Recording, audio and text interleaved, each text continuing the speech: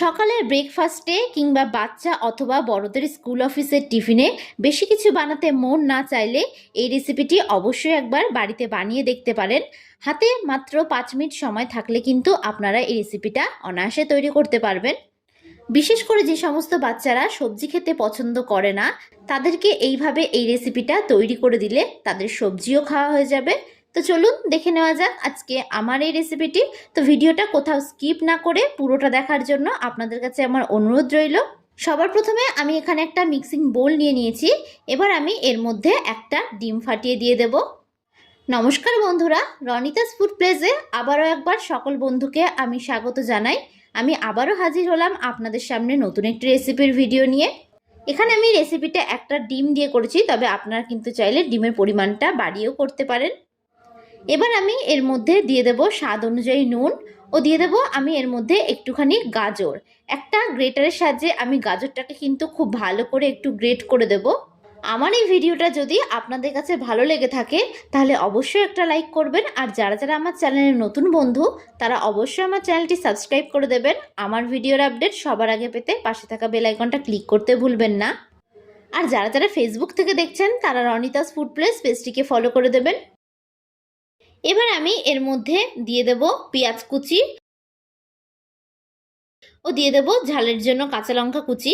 ঝালটা কিন্তু এখানে আপনারা আপনাদের স্বাদ অনুযায়ী দেবেন, আর এটা যদি আপনারা বাচ্চাদের জন্য তৈরি করে থাকেন তাহলে কিন্তু লঙ্কাটাকে স্কিপ করে দেবেন। এবার এই সমস্ত উপকরণগুলোকে আমি খুব ভালো করে একটু মিশিয়ে নেব। একটা চামচের সাহায্যে আমি এই সমস্ত উপকরণগুলোকে কিন্তু খুব ভালো করে মিশিয়ে নিচ্ছি।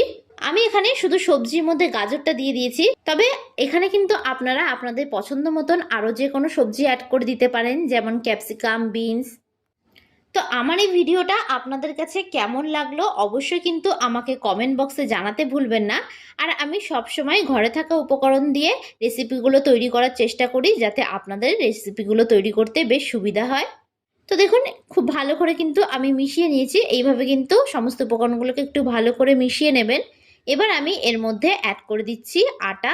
আমি এখানে রেসিপিটা আটা দিয়ে তৈরি করছি, তবে আপনারা কিন্তু এখানে আটার পরিবর্তে ময়দা দিয়েও রেসিপিটা তৈরি করতে পারেন। এবার এই চামচ দিয়ে আমি খুব ভালো করে কিন্তু এটাকে একটু মিশিয়ে নেব। আমি এখানে খুবই সামান্য সামান্য জল অ্যাড করে কিন্তু এটাকে খুব ভালো করে একটু মিশিয়ে নেব। জলটাকে কিন্তু একেবারে দেবেন না, জলটাকে একটু সামান্য সামান্য করে দেবেন। সকালের ব্রেকফাস্ট কিংবা টিফিন বানানো নিয়ে কিন্তু আমরা প্রত্যেকেই অনেক ঝামেলার সম্মুখীন হই। তো হাতে 5 মিনিট সময় থাকলে কিন্তু আপনারা এই রেসিপিটা অনায়াসে তৈরি করে দিতে পারবেন। আর আপনার বাচ্চারা যদি সবজি খেতে পছন্দ না করে থাকে তাহলে এই রেসিপিটা এইভাবে তৈরি করে দিলে কিন্তু তাদের সবজিও খাওয়া হয়ে যাবে। তো এইভাবে অল্প অল্প জল দিয়ে কিন্তু আমি এটা একটা পাতলা ব্যাটার তৈরি করে নেব। ব্যাটারটা কিন্তু খুব বেশি ঘনও হবে না, আবার খুব বেশি পাতলাও হবে না, ঠিক এই রকম ভাবে কিন্তু একটু গুলে নিতে হবে। আমার চ্যানেলে এই রকম নিত্য নতুন বিভিন্ন টিফিন রেসিপির ভিডিও আছে, আপনারা কিন্তু চাইলে দেখে আসতে পারেন। তো আমি ব্যাটারের কনসিস্টেন্সিটা আপনাদেরকে দেখিয়ে দিচ্ছি। তো দেখুন ব্যাটারটা কিন্তু ঠিক এই রকম ভাবে গুলতে হবে। ব্যাটারটা কিন্তু খুব বেশি ঘনও হয়নি, আবার খুব বেশি পাতলাও হয়নি। এবার অন্যদিকে আমি একটা ফ্রাইং প্যান বসিয়ে দিলাম। ফ্রাইং প্যানটাকে প্রথমে খুব ভালো করে আমি একটু গরম করে নিয়েছি। ফ্রাইং প্যানটা কিন্তু খুব ভালোভাবে গরম হয়ে গেছে। এবার আমি এর মধ্যে সামান্য পরিমাণে একটু তেল ব্রাশ করে দেব। আমি একটা ব্রাশের সাহায্যে প্যানের চারিদিকে কিন্তু তেলটাকে ঠিক এই রকমভাবে একটু মাখিয়ে নিয়েছি। গ্যাসের ফ্লেমটাই কিন্তু আমি এই অবস্থায় হাইয়েই ছিল। এবার আমি এর মধ্যে আগে থেকে গুলে রাখা ব্যাটারটা 2 হাতা পরিমাণে দিয়ে দেব। ব্যাটারটা দিয়ে কিন্তু গ্যাসের ফ্লেমটাকে একদম মিডিয়ামে করে দেবেন। এবার হাতার চারিদিক দিয়ে আমি ঠিক এই রকমভাবে একটু ছড়িয়ে দেব। হাতের পিছনটা দিয়ে এইভাবে প্যানের চারিদিকে একটু ছড়িয়ে দেবেন। তো দেখুন আমি খুব সুন্দরভাবে কিন্তু ছড়িয়ে দিয়েছি। এবার ওপরটা টেনে আসা পর্যন্ত আমি একটু অপেক্ষা করব। তো দেখুন ওপরটা কিন্তু অনেকটাই টেনে এসেছে। এবার আমি এর উপর থেকে আরও একটু পরিমাণে তেল ব্রাশ করে দেব। এবার আমি এটাকে একটা খুন্তির সাহায্যে উল্টে দেব। এই রেসিপিটা কিন্তু খুবই কম তেলে তৈরি করা যায়, আর এটি কিন্তু খুবই স্বাস্থ্যকর একটি রেসিপি। এইভাবে আমি কিন্তু খুব ভালো করে এই পিঠটাকেও একটু ভেজে নেব। এইভাবে দু পিঠই আমি খুব ভালো করে ভেজে নিয়েছি। দু পিঠটা কিন্তু খুব ভালো করে আমি ভেজে নিয়েছি। এবার এটাকে আমি অন্য একটি পাত্রে তুলে নেব। আমি আরও একটা আপনাদেরকে তৈরি করে দেখাচ্ছি।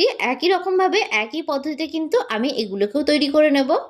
ভিডিওটা যদি আপনাদের কাছে ভালো লেগে থাকে তাহলে অবশ্যই একটা লাইক করবেন, আর যারা যারা আমার চ্যানেলের নতুন বন্ধু তারা অবশ্যই আমার চ্যানেলটি সাবস্ক্রাইব করে দেবেন। আমার ভিডিওর আপডেট সবার আগে পেতে পাশে থাকা বেল আইকনটা ক্লিক করতে ভুলবেন না। আর যারা যারা ফেসবুক থেকে দেখছেন তারা রনিতাস ফুড প্লেস পেজটিকে ফলো করে দেবেন। তো ভিডিওটা শেষ পর্যন্ত দেখার জন্য আপনাদেরকে আমি অসংখ্য ধন্যবাদ জানাই। তো এটাও আমার ভাজা হয়ে গেছে, এটাকে আমি অন্য একটি পাত্রে তুলে নেব।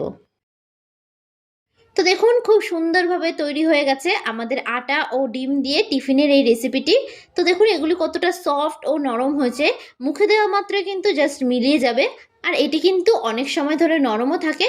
তো আপনাদের কাছে আমার রিকোয়েস্ট থাকলো এই রেসিপিটা একবার হলেও বাড়িতে তৈরি করার জন্য।